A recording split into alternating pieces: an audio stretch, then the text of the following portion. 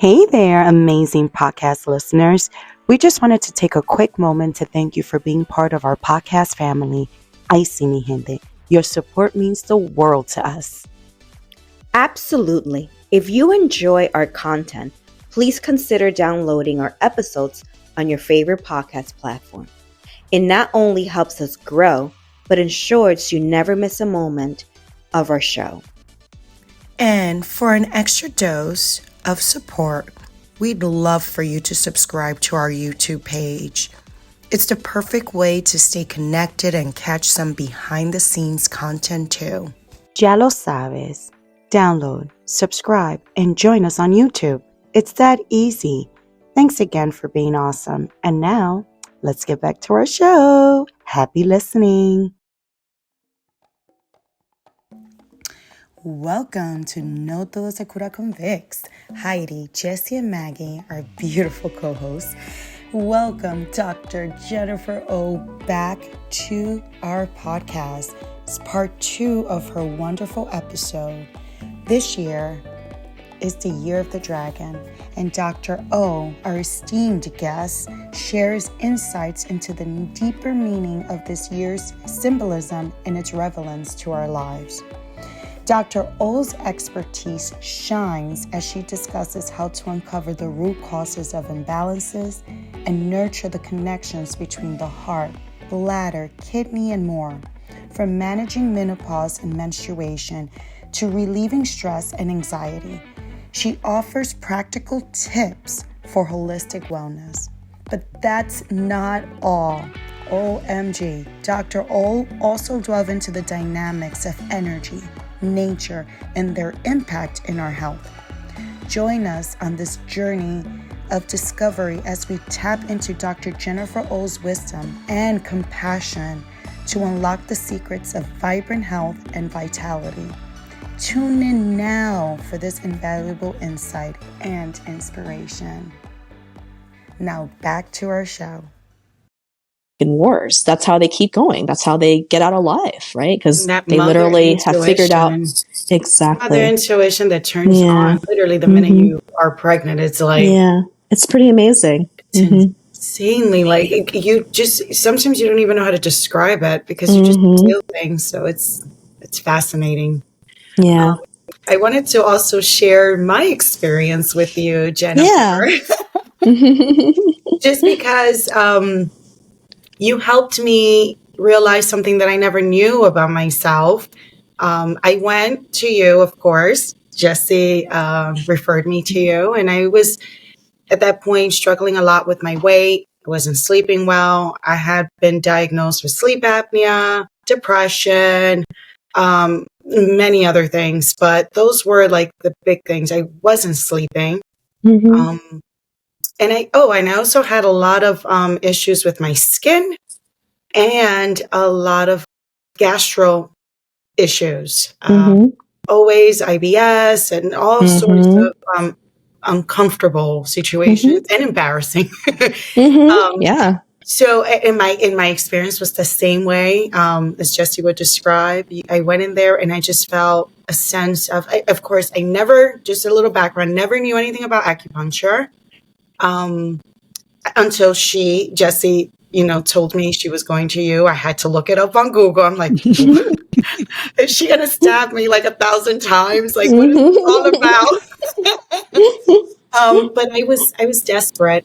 I needed answers. I didn't know what to do everywhere I went. I did every kind of exam for the stomach you can think of, breath test, endoscopy, colonoscopy, and they couldn't find anything. And it was constant pain, constant discomfort. So I go to you walked in, you introduced yourself. And one of the number one things you said to me was like, how long have you had these stomach issues? And I'm like, I couldn't really identify a day. I actually couldn't remember a day without stomach issues. But you even asked me to ask my mom. And I was like, do you mind if I call her right away? Because how far help me navigate how far has it been since I've had this issue.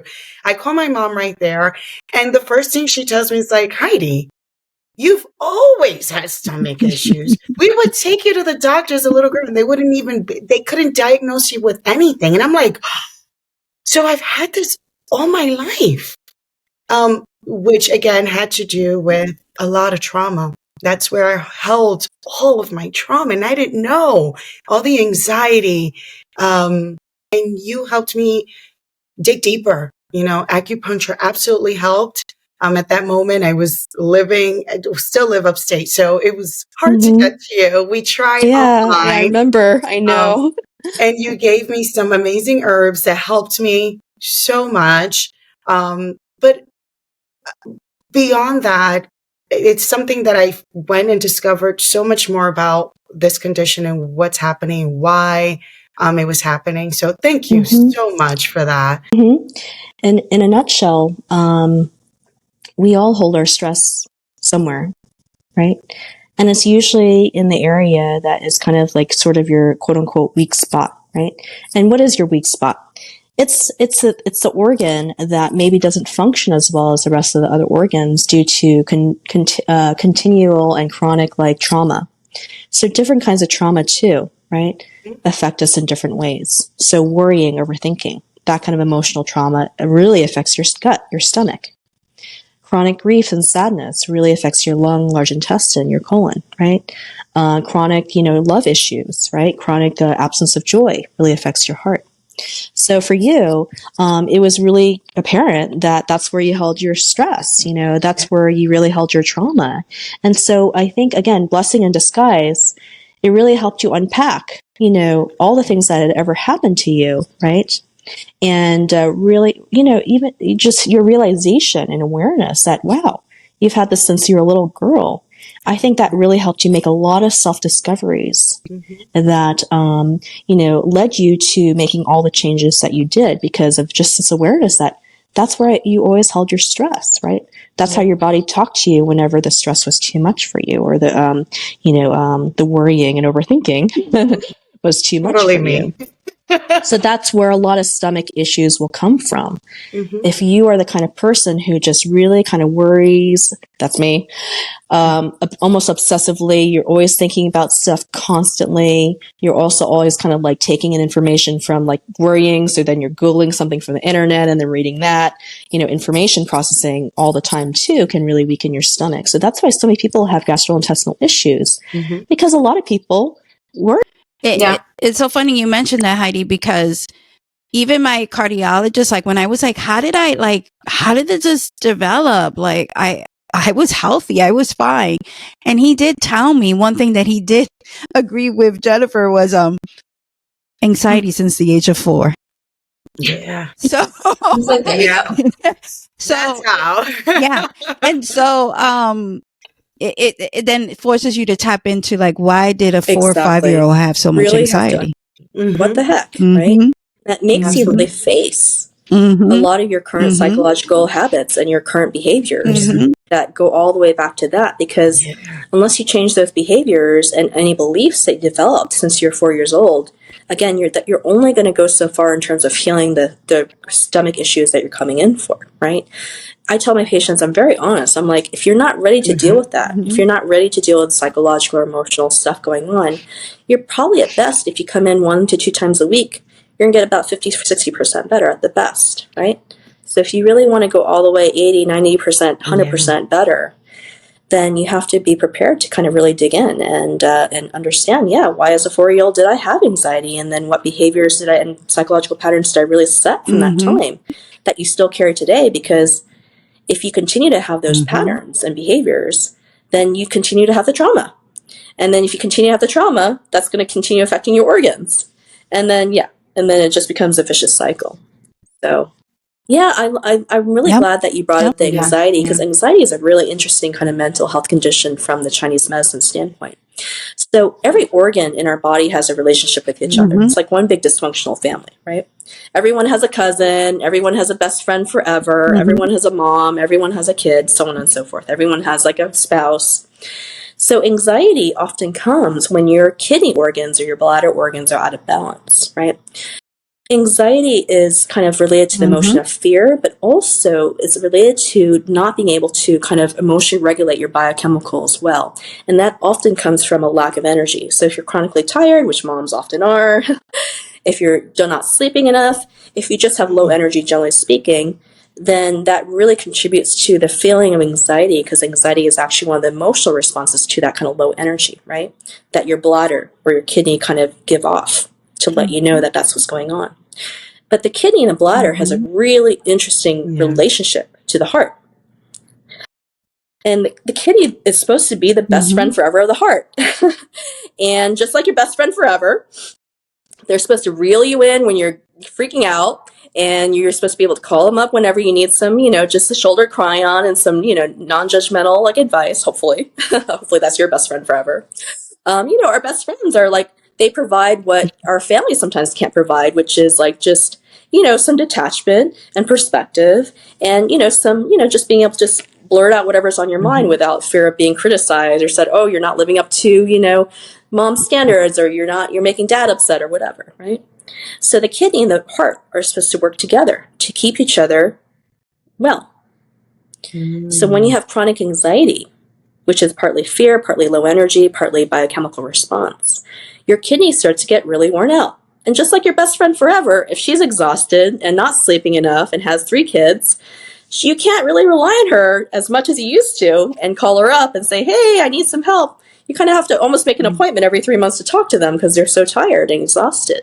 So then, the role of the best friend forever, the kidney, is kind of compromised. So then the heart starts to suffer, because she doesn't have, or he doesn't have, their best friend to really help keep them in balance and to remind them of what's really important to them and to remind them to take care of themselves and so on. So it's so interesting. It's not just usually one organ, but it's kind of that interrelationship and interplay between the organs and their relationships that are really important for keeping you healthy. So in the anxiety, it really does often result in a heart condition, not because anxiety impacts or is generated by the heart specifically, but because anxiety really impacts the best friend forever, the kidney. Isn't that interesting? Yeah. To this day, I see Jennifer. Actually, I'm seeing you on Friday, I believe. Me too. Friday evening. I need to live in the city.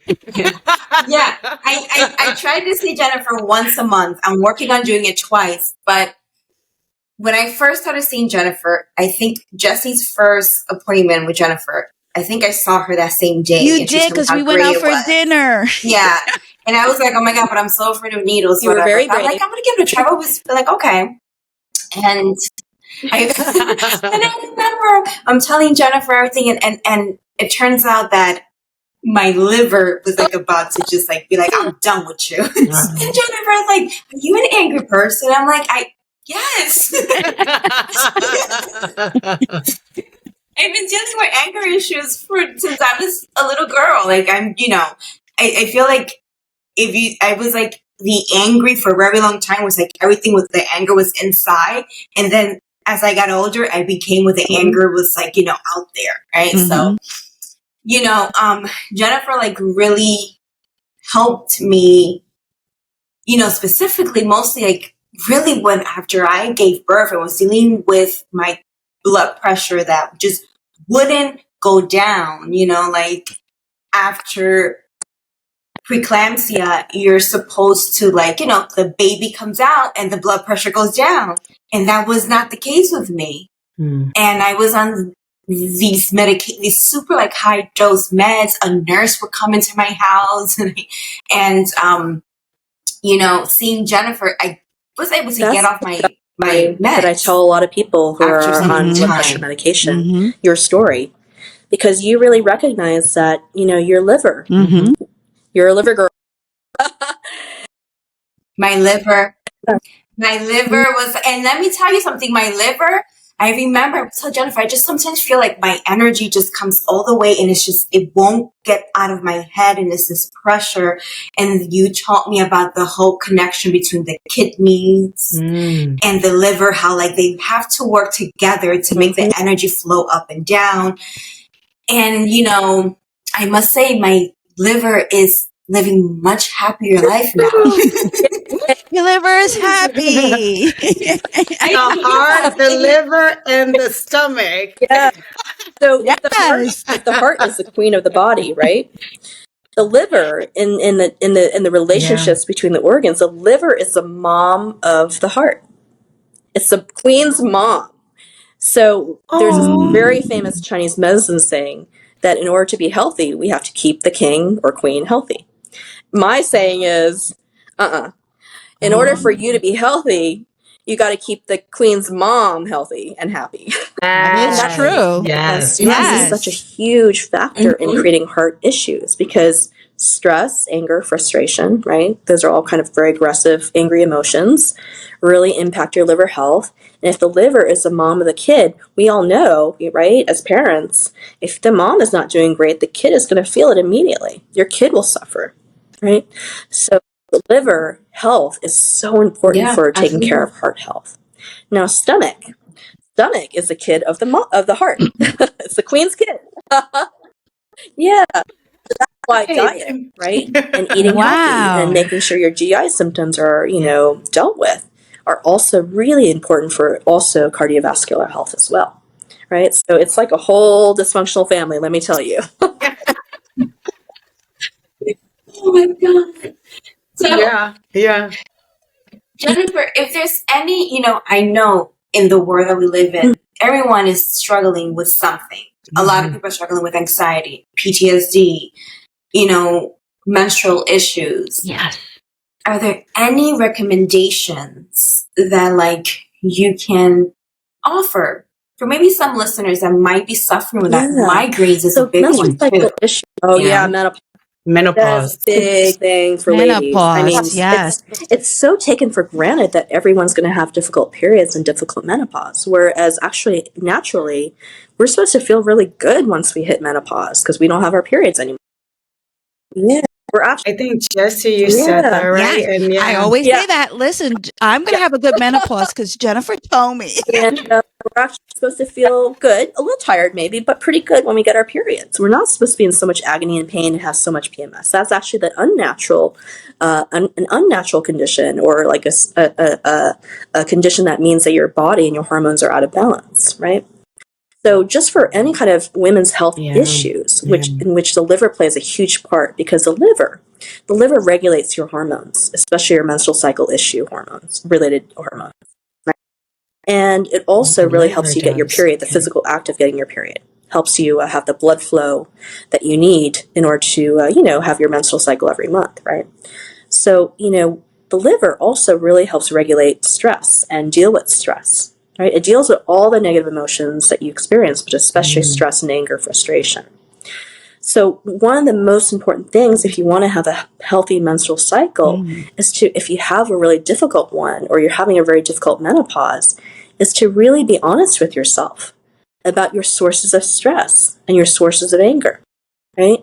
And to see if there's anything that you can do to either change your perspective about them and be more at peace with what's going on, right? Let it go, right? Or figure out, okay, well, everything happens for a good reason, so I'm just going to try to look for the silver lining, or get rid of it, right? Divorce the horrible husband that you have, or get a new job. Just really digging out all the sources of stress in your life if you can. And that is probably the number one thing you can do to really help regulate any kind of women's health issues. So I blame all the stress and anger out there for menopauses and terrible menstrual cycle issues. But sometimes it's possible, right? Sometimes it's not possible to make those changes right away. It takes years of therapy. Sometimes you can't get out of a marriage right away. Sometimes for the kids' sake, you have to stick around. You have to pay the bills. You have to keep, doing the job that you're not happy with a horrible boss. So what do you do in those situations, temporarily for the time being? Obviously, get acupuncture herbs, right? But also allowing yourself to process anger in a healthy way. So what's processing anger in a healthy way? A lot of us, especially women, and especially women from certain cultures, were taught to just stuff it down, put on a good face, and pretend everything's fine, right? And just say, okay, well, these are these horrible, stressful things happening, but I'm just going to pretend I'm fine, I'm happy, and everything is good to go. Well, deep down, you're still simmering, right? You're still angry. It's still there. it hasn't gone away just because you denied it or like made yourself numb to it. The energy of that anger is still there. And especially if you internalize it like that, then that will damage your liver even more, actually.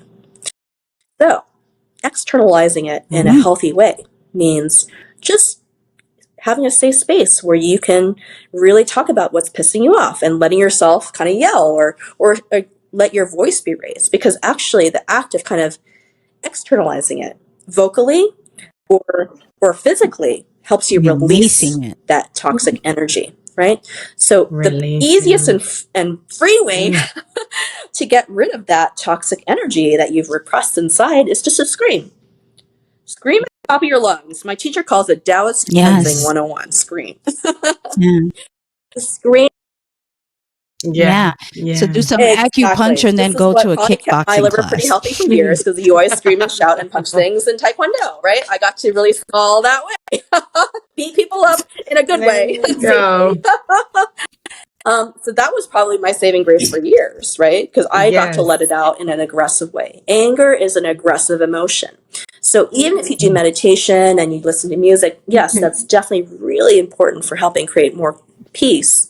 You still have that aggressive energy inside because you haven't completely let it out and processed it in an aggressive way.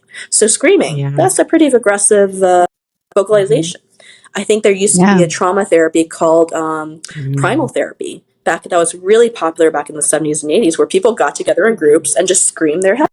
Yeah, they got into whatever childhood trauma that they knew was really triggering them, and would just scream and scream for hours. Crying. Crying is also a really great way to connect. Crying is very cleansing. You know, many people are so afraid of crying. Exactly. They even apologize so many cultures when they cry. Oh, you should be keep a stiff upper lip. Oh, your life will be so sad if you cry all the time. Oh, you're a crybaby. Oh, men don't cry, right? Oh, just take it. You have to, keep a stoic face. So unfortunately, we're taught that a very natural, healthy process that helps us release stress is not good. Yeah, I mean, people always are apologizing when they cry. I'm like, great, you're doing half my job here if you're crying already. It's great. I have a joke, like, I'm never going to hand you the Kleenex, because when you hand someone Kleenex, it's almost like they're saying, stop crying.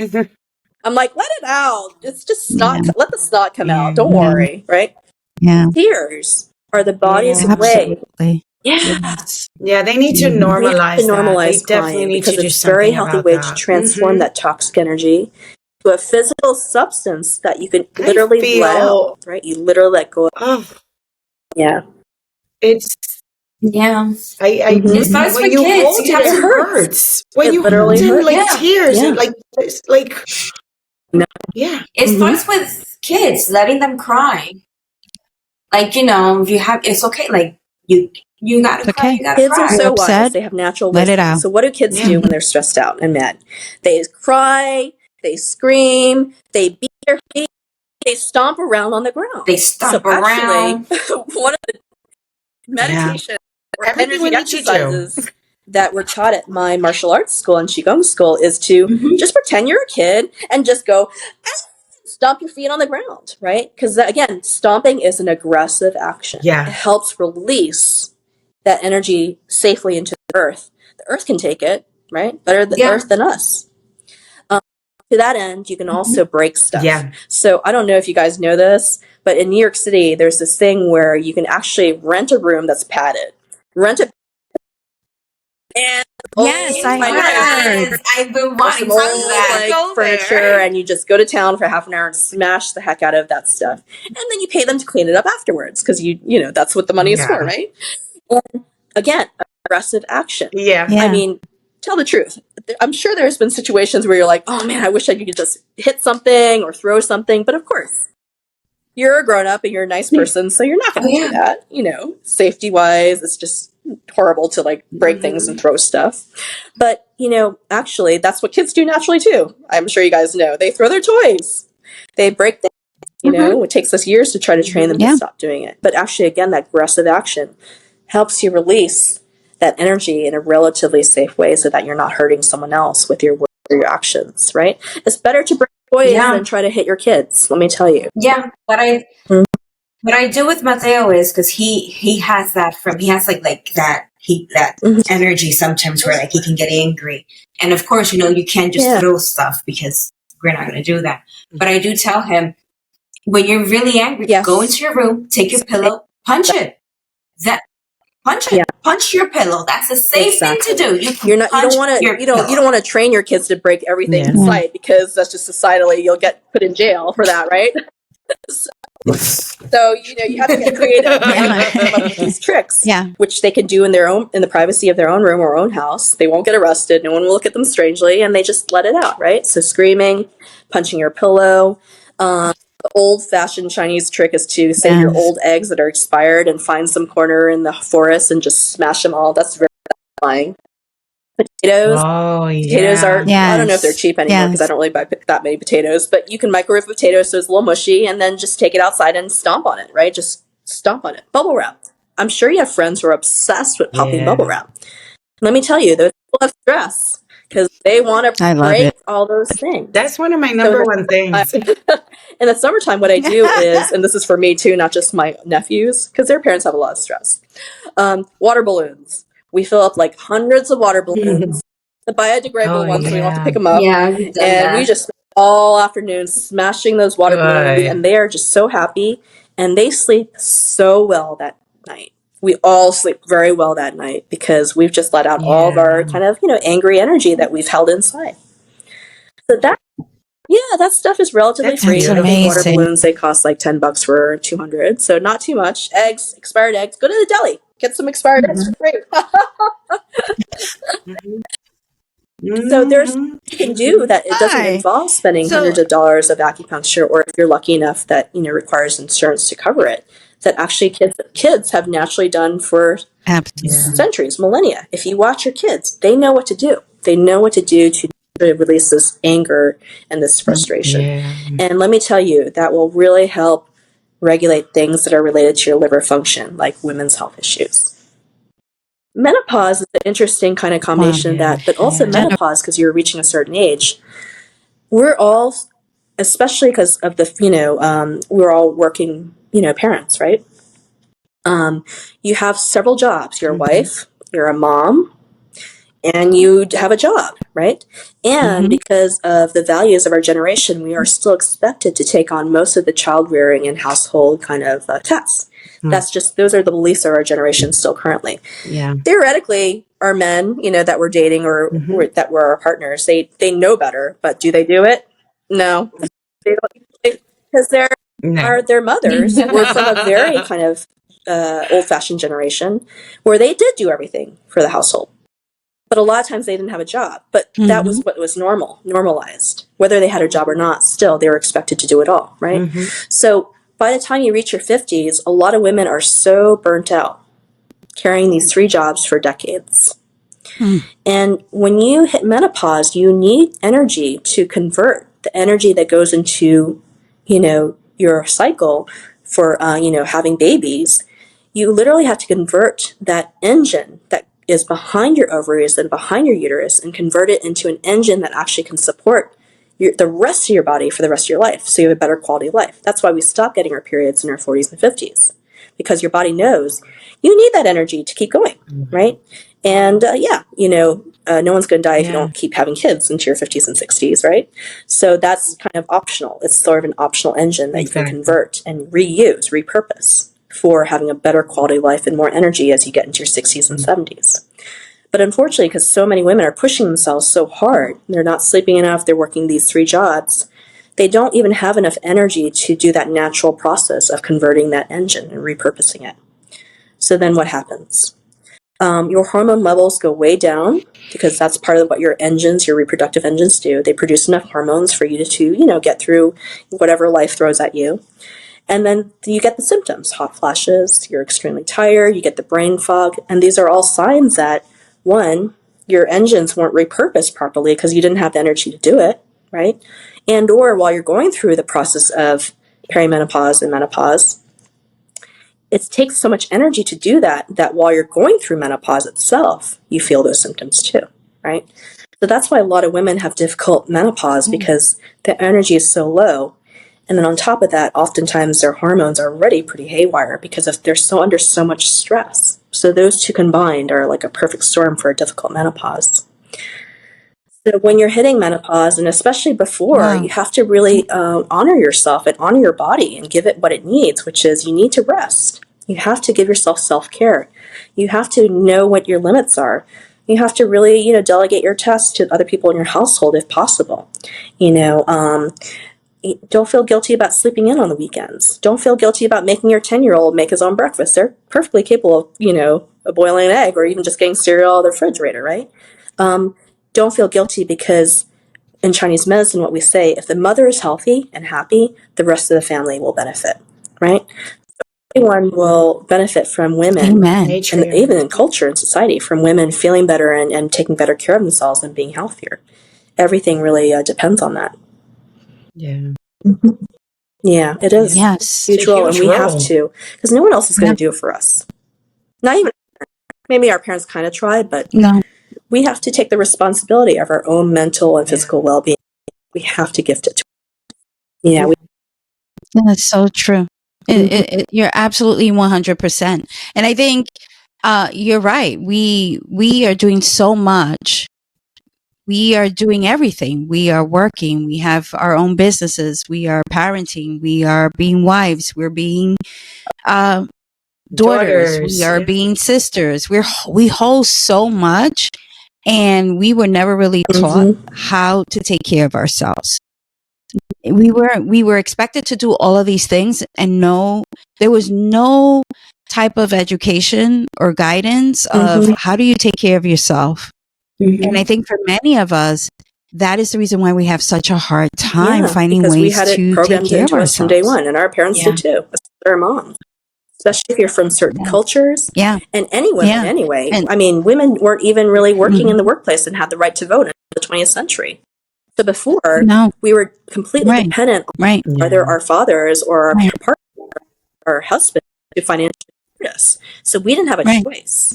That was expected of us to give everything that we could, and everything was expected in terms of sacrificing ourselves for our families, because we had no choice, right?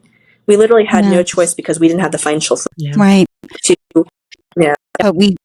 But and that's what I tell my clients. I'm like, but you know, your mom did all that sacrificing and that hard work so that you can have a choice. So we could grab some of the amazing things that our moms did, right? Like being in control, strong women, working hard, but also knowing that they didn't have the knowledge, or maybe they didn't even have the ability to take care of themselves because of their lifestyle. But our lifestyle is so different. We could take control of self-care. Yeah. And so I wanted to, because we want to honor your time, and it's been so much. I'm telling you, I told Haydee and Maggie, I was like, this is going to be like 3 parts, because there's just so much amazing information. You are amazing. There's just so much knowledge and so much guidance, and we can stay here until midnight. Just picking your brain. But I think we want to honor your time, and I think it's something that we all were talking about before we started recording, which you mentioned. You said this is the year of dragon. And so we wanted to hear a little bit of what does that mean, and we wanted to share with you something that we all have experienced, and some of us, we even know friends and families have also shared this with us. We feel like 2024 came in, and we're so tired.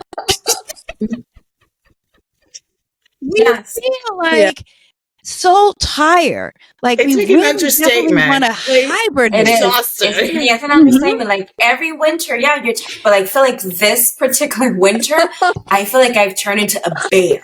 And it's like I want to hibernate more than ever before. Yes. I'm like, what am I doing living upstate New York? It's this time of the year. What is wrong with me? I've even I look forward to my workout sessions, and for the past month, I literally had to push myself to go. Let me tell you, even Mateo, kids like to wake up extremely early. He'll be like, can I just want to sleep all day today. We have to go to swim. So I wake him up around 7 and he goes, can I just have a little bit more time? I need to sleep more. What is going on with this year's winter? Yeah. So tell us what's going on with this dragon year. And what do we expect, Jennifer? Originally, Chinese Taoism came up, and Chinese astrology came up with this way of describing the energy of the years via animals. And it's a 12-year cycle. So every 12 years, it kind of repeats. The rat is the animal, that's the first year, and then the ox, and then so on and so forth, right? So they chose those animals to describe the energy and the personality of each year, because nature comes in cycles. Everything comes, right? So depending on the year, seasons, there are different energies out there in nature that we really tune into and feel, because we're animals. We're still animals, right? We really tune into that stuff, and we can either ride it and make the most of it, or we can push ourselves to go against it, right? So wintertime, most animals are quiet, they're hibernating, they're camping out in their little caves, they're just chilling, right? They go south for the winter. But look at us human beings. Are we doing that? Nope. We're going against nature. No. Yeah, quite the opposite. There's a saying, whenever you go against nature, you spend twice as much chi or energy to keep going, because it's not natural. It's just like trying to make yourself do something that's not natural to you. You really have to force yourself. What's forcing? That's energy. So you have to really push yourself to do something that's not natural. So at the end of every winter season, which in the Chinese calendar comes like the end of January, beginning of February, that's the end of winter time, the winter energy, although up here it's still pretty cold. But the energy starts to shift into the more spring-like growth, exciting kind of creative energy of spring around the end of January, February. But by that time, most people are exhausted because we've been going and going. And holidays don't make it any easier, right? We're going around shopping and partying and getting people together and traveling. So by January, mid-January, everyone's exhausted. And then this year in particular, I don't know about you, but 2023 really kicked my ass because of the special nature of 2023. So it was a rabbit year, right? And again, we love our rabbits, right? But what is a rabbit year? What is a rabbit year? If you think of rabbit the animal, rabbits really like to either hide and burrow in their little rabbit holes, or they're like on the go. You scare a rabbit, you will never see anything move faster than a rabbit that's scared. They just like go zoom. Talk about adrenaline, right? They're zoom, 0 to 100 in like less than a minute. So this past year, because it was a rabbit year, was full of those kind of moments, right? You were either like, oh my God, I need to hide in a hole from the world, or because there's just too much going on, or you were like going from 0 to 100 because things would just move so quickly. Like things would just happen and you just have to like really be on your toes and just expend that energy and adrenaline. And then this particular rabbit year, my Taoist teacher said was kind of like a very special rabbit year. He said something about a month repeating itself. And so he said that anyone who was born in January had actually 2 birthdays according to the lunar calendar. If you're born in January, you had one January birthday, and then the next month you had another birthday. So he said in astrology that often means that things will be very up and down. Things will be very kind of like high and low and challenging. And if you want to interpret it in a more negative way, which, again, negative is all relative, he said, just be careful because a lot of things will happen, to a lot of people that are really dramatic, or what they see on the human level as being unfortunate. So on the spiritual level, nothing's unfortunate. But on the human level, we're all human. Things, people dying, accidents happening, businesses crashing, that kind of stuff. He said that rabbit year would be full of that kind of stress. So even if you were lucky enough not to have any of those big events going on, as caretakers and healers and therapists, you had to deal with a lot of folks who were going through those kind of very big kind of swings in energy and events. So that's why this year in particular, we're all much more exhausted because we just went through a roller coaster of a rabbit year. 0 to 100, a lot of, again, because of that double January. Wow. The double January in Chinese astrology is known to really, again, kind of foretell a lot of kind of big dramatic things happening. Again, in the grand scheme of things, all is good, but, for us humans, we're human. Yeah, people dying, that's hard. Businesses crashing, hard. Yeah. I was telling Haydee and Maggie, it's so interesting you mentioned that, because I was telling them, 2023, if you really think about it, has been like the normal year, because 20 and 21 and 22, we were dealing with COVID, the pandemic, right? And I feel like just the way that you describe it, 2023, everybody was like, okay, we're back to normal, and we wanted to do all the things we missed. Make up for no vacations, or push ourselves to go out. Yes, all the things we missed for 3 years, so that's just make it up. Yeah, we were other huge part of it. I mean, again, 0 to 100 pandemic, and then all of a sudden, boom, we don't have a pandemic anymore. So now we can go back to all of our normal activities. Well, I don't know about you, but when I go on vacation, especially if it's for a week or 2 weeks, and I come back to work, I definitely am like, I have to really push myself to really get going again and get in the rhythm. It takes an adjustment period. So for a lot of us, 2023 was that big adjustment period. We were gotten used to staying at home and living a very quiet lifestyle. A lot of us were working from home. And then 2023, most people had to go back to their offices. We had to actually be social again. And we had no excuse not to hang out with our families if you're introverts, right? So again, especially after 3 years of relative quietness and kind of being on your own, all of a sudden now you have to go out there, talk about full circle energy, right? You have to deal with everyone else's energy again. You haven't had to deal with it for 3 years, at least except over Zoom. That's draining because you have to adjust. And then, all the increased activity, dramatically increased for a lot of people, really kicked people's butts. So, really interesting. Again, 0 to 100. Interesting that was the year that happened. And the unlucky.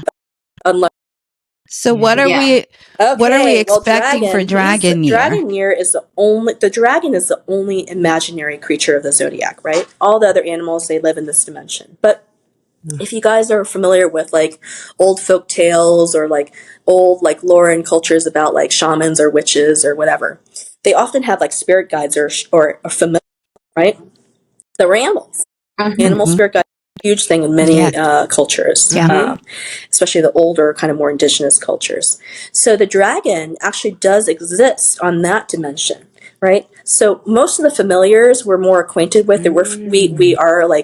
We know what a wolf is because the wolf also lives in this dimension, but he also lives on a dimension of a spirit guide animal. So there's also a wolf equivalent of the spirit guide. The dragon doesn't live in this dimension, but he lives at the level of spirit guide animal. But so that's special. First of all, he's not constrained by the usual kind of three-dimensional things that animals in this dimension are constrained by. Dragon can be anything. He can go anywhere he wants, do anything that he wants to do, and generally have a good time and fly free, right? And just, do whatever the heck, right? So Dragon Year is kind of a very exciting year to kind of explore new things, to explore what it means to be free, to explore what it means to just be creative and take on any kind of incarnation or transformation that you want to try out. It's a good year to shed your skin and start over, right? To lose those 20 pounds that you've been trying to lose, or or just, look 10 years younger, right? This is a great year to do that because dragon energy is all about you transform into whatever you want to be. Wherever your imagination can take you, your body can follow. That is the spirit of the dragon. And then dragon energy is also related to your liver energy, our lovely liver. So liver is, again, not just about anger or stress. The liver is such a positive growth organ, right? It's related to the season of spring, where everything blooms and everything blossoms, right? It takes a lot of energy to grow all those new little leaves and have all those beautiful flowers, and for the birds and the bees to do what they do, right? So it has a lot of strong energy for growth. So if you can tune into the energy of the dragon and the energy of nature this year by being in harmony with nature, being in harmony with yourself, right, and your own true nature, then you really will tap into that creative, strong energy that the dragon represents. So in terms of, again, recreating yourself, right, growing new opportunities, growing your business, growing your abundance in terms of money or fertility or whatever. Dragon Year is a really great year to do that because of that strong association with springs or liver's strong growth energy, creative energy. Wow. Wow, that's amazing that you say that, because this year I I rediscover like this thing where I'm trying like recipes. Because like, I cook, and I was getting tired of cooking. I was like, I cook just because, I can't die, and I can't let, my family die. So I'm going to cook for them. But there was no love with it. And then I like just been rediscovering these like recipes, and I started buying like these like dishes for my kitchen. And I've been like, working on like reorganizing my house and all that, like tapping into these different things. I started like working out again. And it's funny, I guess, the dragon is like really, you're feeling that alive. You're feeling the energy. Yeah. I'm feeling the nature same is here to energy. support us. Yeah. With, nature's love is unconditional. So if you allow yourself, we just have to accept it. Jump on the dragon. Let it and come my to teacher us. would say, ready to ride the dragon. Yes. Jump on the dragon. I like to say jump on the dragon wagon. but if you again, if you are in, if you're tuned in and tapped on, right, you will feel the nature of the energy of the dragon and act accordingly. So that's why, Maggie, I think, while you're really you're like, oh, interesting, this is all kind of happening because you're tuning into that creativity and that want for expansion, right? That beautiful dragon, like confidence, and like, wherever your imagination goes, you can totally, in terms of manifestation, you can totally follow. So that's great. Beautiful. So this is the year where if you wanted to do something sort of like take a trip, go ahead and do it. If you wanted to open up your own business, go ahead and do it. If you wanted to go back to school, go ahead and do it. If you wanted to go learn back a to new dating, language. go back. Exactly. Learn a new Things, language. just again, where your imagination takes you, right? It's a great time to just do it because the energy of nature will naturally support you and help you really just feel good going in that direction. It's not going to be like hard or forcing yourself. You'll be like, wow, everything just kind of seems to fall into place in terms of your growth in that direction. Also, my teacher has a very funny saying that he says, dragons don't get fat. You've never seen a fat dragon. So it's a good year for like getting back to your like healthy weight. He says that's a joke, but not a joke, because again, what is weight, right? One attains a natural state, or a natural weight that's not healthy for you because your life isn't healthy for you. So the dragon, he is free, and he allows himself to be free. He allows himself to be whoever he wants to be. Right? I mean, if we could live our lives all like dragons, nobody would have to worry about being sick or gaining weight, right? This is such a great way to understand your health is so tied to your emotional freedom, your state of happiness, because that is what the dragon represents. It's about, you got to fly free. Wow. You got to fly free. Wow. I can't wait for 2024. Like, I'm excited now. I just need to rest. No, and it's so interesting that you mentioned about 2023 and not 2023 winter, right? How we are hibernating. And working with clients, they say the same thing. And I don't know what you think, but I do it myself, and I tell my clients too, you have to look at self-care differently when we're hibernating. Right. So in the summertime, we want to do outdoor stuff. We want to connect. We want to socialize. And that's sort of like our self-care. Self-care in the wintertime, you have to tap in differently. Yeah. So for me, it's like I'm reading more. I am reading more. I am writing in my journal more. Like it's more like cozy and warm, the things that I'm doing now compared to. I think it's also very, I for some reason, I feel that it's more intimate. Yes. I feel like it's more like you're finding ways to ground yourself without having to be out there and connecting with others. Right. I find it to be so like relaxing to be alone in my own space and my own music. And it feels amazing to spend time with myself at this point. Yes. Yeah. No, absolutely. And it also, because I think some people get confused, right? And they set the self-care routine and they believe that the self-care routine has to work every time they do it. And that is not the case. It's just like what Jennifer was saying. You have to go based on your environment, based on the season, based on the energy that you have at the moment. Like the idea that you have to get up at 5 o'clock in the morning to work out or meditate every single morning is pretty close to unrealistic, right? Because we do get tired. Winter, we have low energy sometimes. So it's also learning how to pay attention to your body and your energy. Yeah. What I've been doing a lot more, and I know Jennifer and I talk about this all the time, is napping. Napping. Yes. My naps. Oh, yes. I take my naps. Jennifer taught me how to nap. Before, because I need to work on that. Most of my clients, because I work with children, I see them like in the afternoon after school.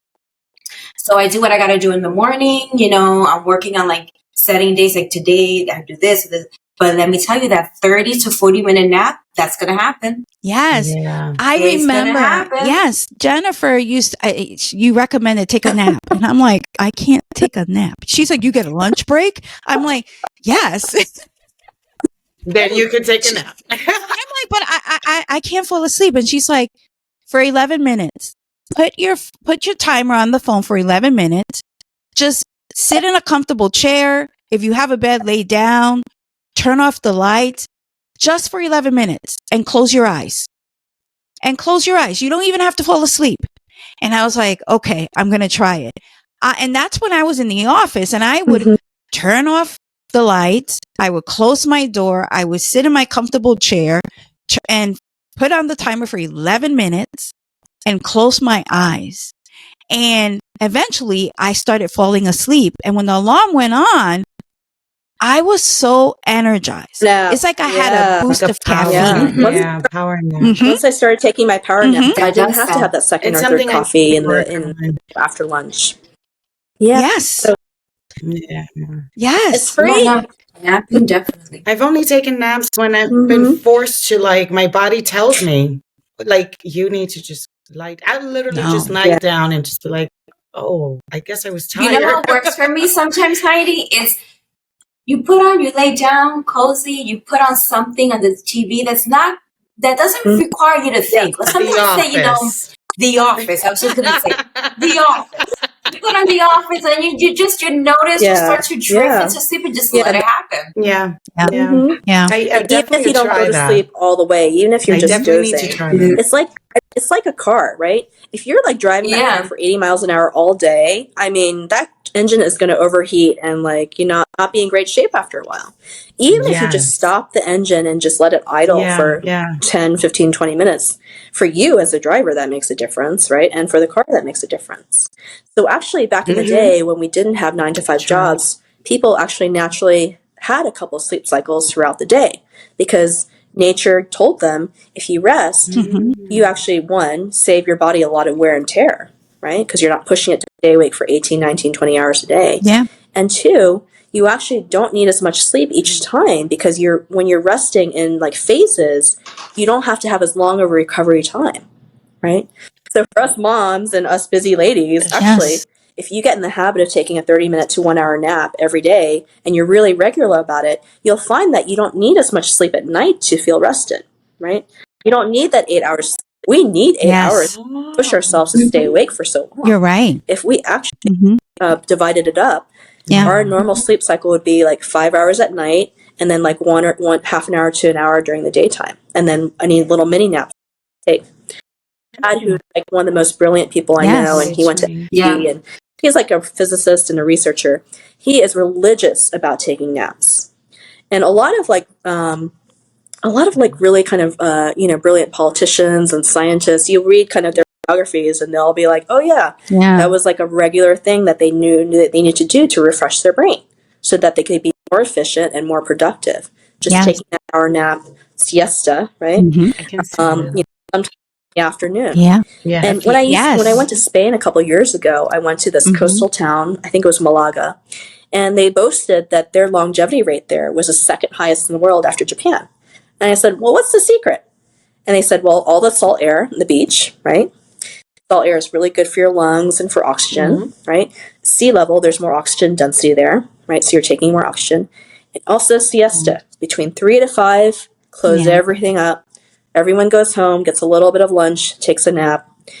And then he's like, we can go back to work and we can party until like 2 o'clock in the morning. And we only need like 5 or 6 hours of sleep, so we can party more.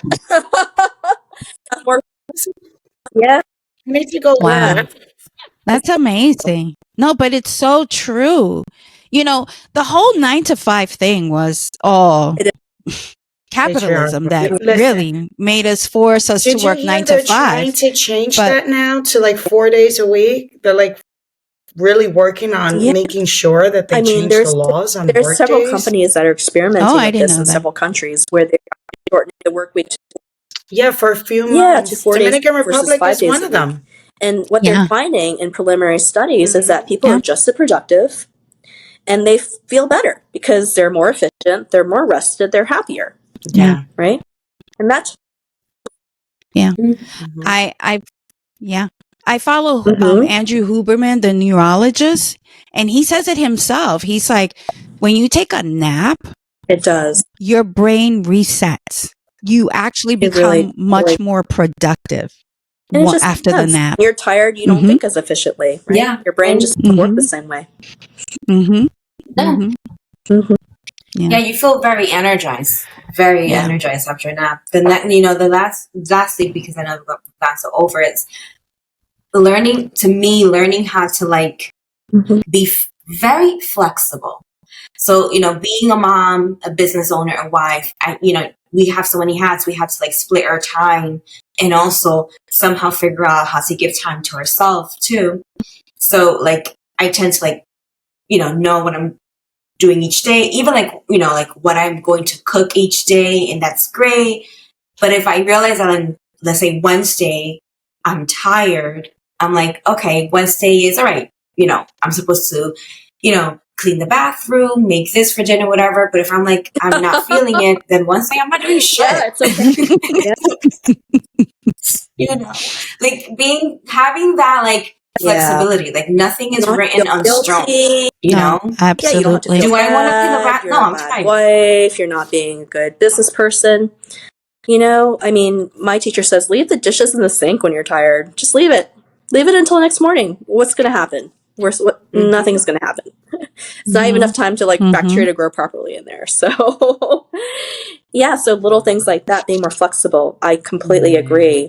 Letting yourself off the hook when you really need it, right? And being in touch with what you really need versus what your mind says, oh no, I got to do this because it's Wednesday and it's the day to do all these chores. So I agree, and we're the only people, again, who can give that to ourselves, right?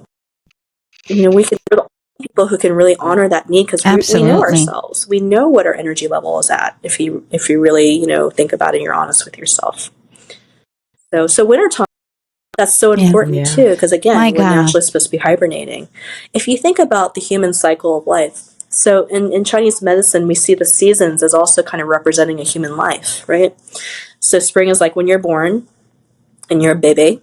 And then you got to go through your adolescence and young adulthood in the summer. And then the fall is kind of like your, prime time of like businesses and making money and, having a career. And then when winter comes around, winter is represents death. Yeah. Death? Death, but that's oh my God.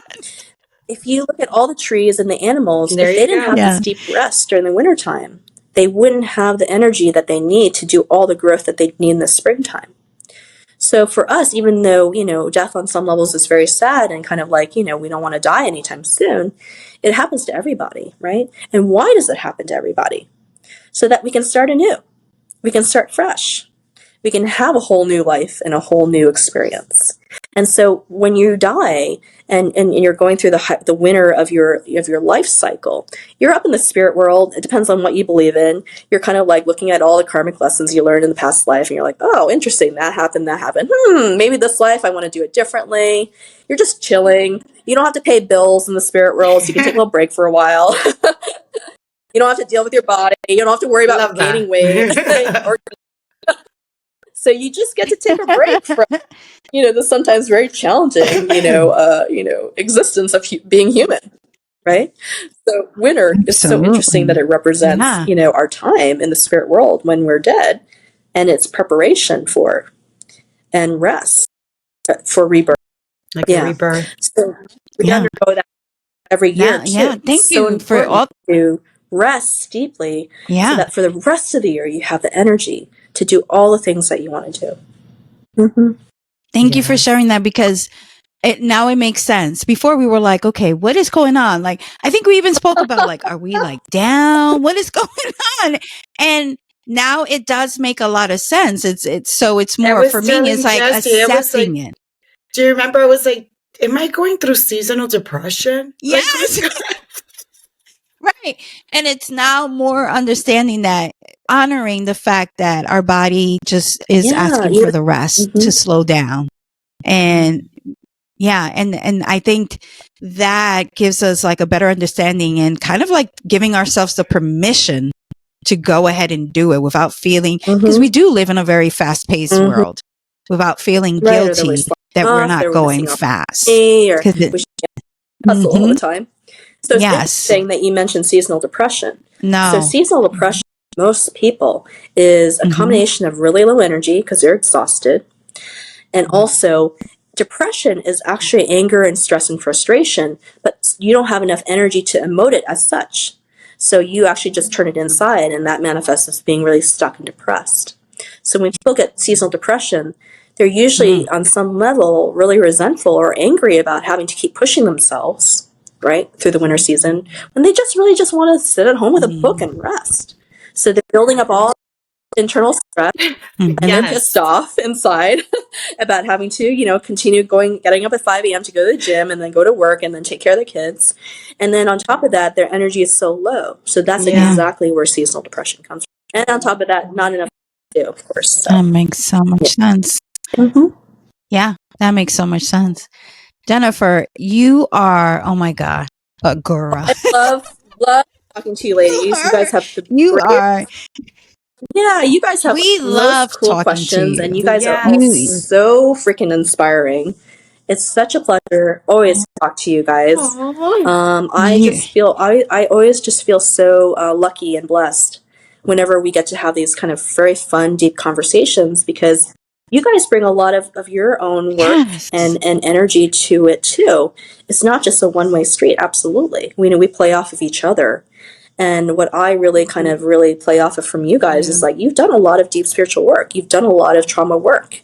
You've really committed yourselves to really, taking care of yourself. And so when you have that kind of like energy and understanding, it's so easy for me to come in and like blah, blah, blah, because you guys are resonating with it. And whenever you resonate with each other, that creates a lot of energy, and it feels effortless and fun to have these really kind of cool conversations. So thank you. Thank you. So much. No, thank you.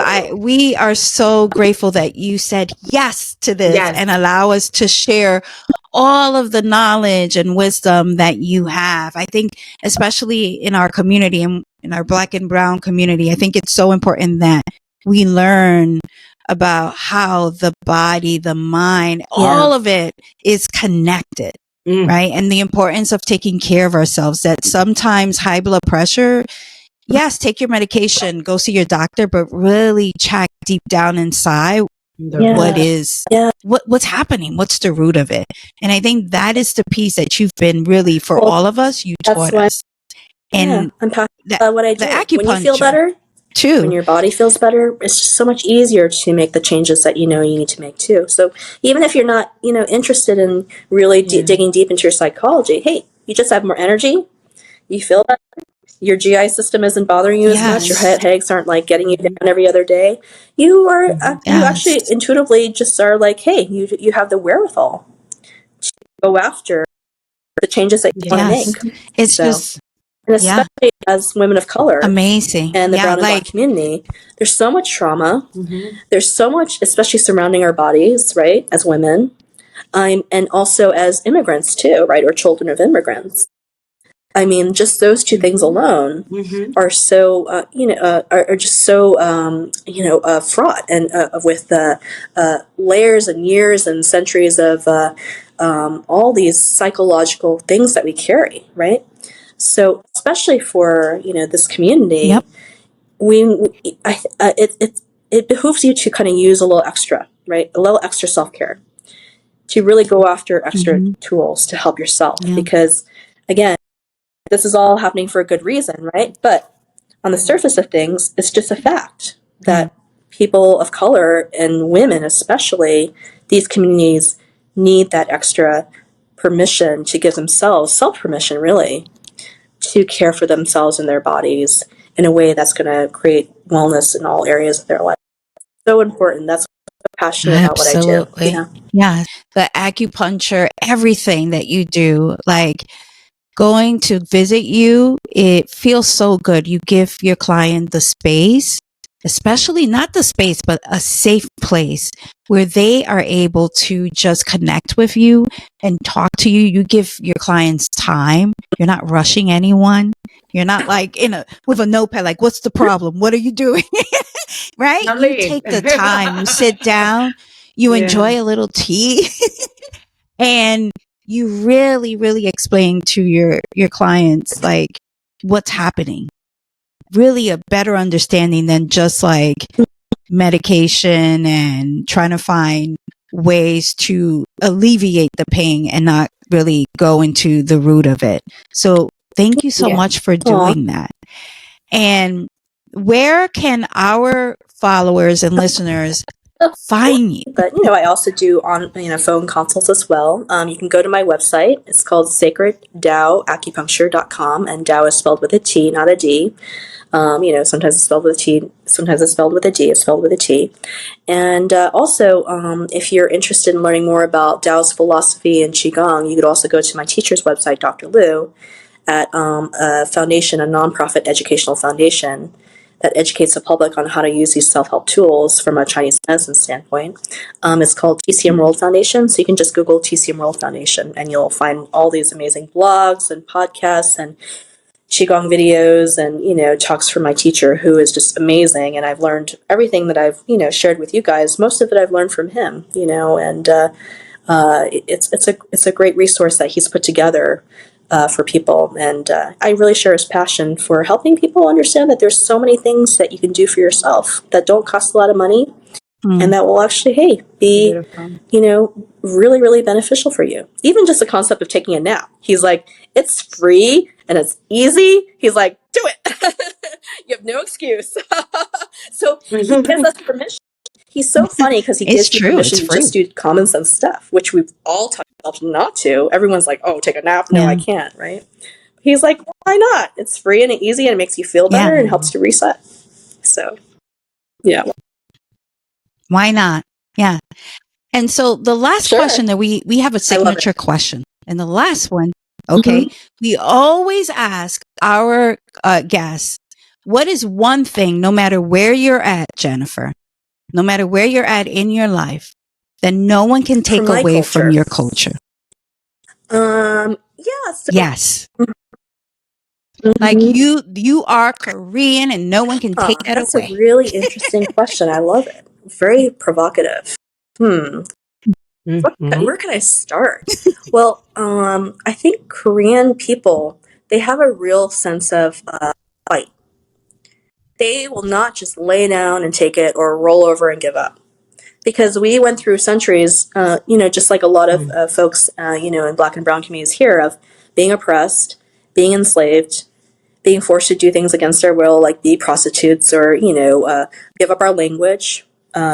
We were occupied by so many countries. And, even for as recently as the 20th century, we couldn't speak Korean. We had to speak Japanese, right? But Korean people will never give it up without a fight. So I really love that about my culture, in that we don't give up. We just figure out a way to always keep going. That's beautiful. And because again, we experience so much oppression at the hands of others, we really figure out how to do it really well. So I really love that about my culture. It's like a culture of like really striving to be your best, but just like not giving up and not giving in to others, right? Yeah. Asian culture or women, Yes. Korean women, they may seem That's very nice beautiful. and like kind of like, very pleasant on the surface, but boy, at home, they are the ones, especially the women, we are the ones who run the household and tell people what to do. Because again, women especially were really oppressed and mistreated for so long. Now we're like, nuh-uh, you cannot tell us what to do now, especially against men. Amen. That's right. Men were obviously mostly the perpetrators of that kind of thing. So I thank my mother. She is like one of the fiercest people I know. She is a fighter. Yes. Yeah, Oh she's my always God, that's pushed so us beautiful. all to be our best selves. Sometimes in a way that we didn't appreciate, but that's Beautiful. Yes. Yeah, I think we all feel I think that we way have that about in our common. moms. Yeah. But Yeah. we Yeah. love Yep. them. Yes. Mm-hmm. So thank you you so much, Jennifer. Oh my God. Yeah. We want to honor your time. So I know. yes, like I said, we could be here until midnight with you. Seriously. Jennifer, But you this were was so much it was a lot fun of fun. and I really enjoyed amazing. it. Yes, Thank you so much. really great. Yeah, Thank you and so thank you much, guys so much Jennifer. for Thank you sharing for your taking the experiences. time. I mean, I even learned some details today that I was like, oh, wow, I don't remember hearing that one. So I think it's very brave of you and really, really important for you to share your stories so that other people know that, hey, there is possibility for really, reaching your best self in so many ways. Yeah. Okay. Yeah. Well, thank you, ladies. Thank you. Thank you. Thank you Yes. to Jennifer, and thank you to our listeners. Thank you, thank you. We know that you're going to love this episode. It's so full of knowledge and self-help and everything. So thank you so much. Bye-bye.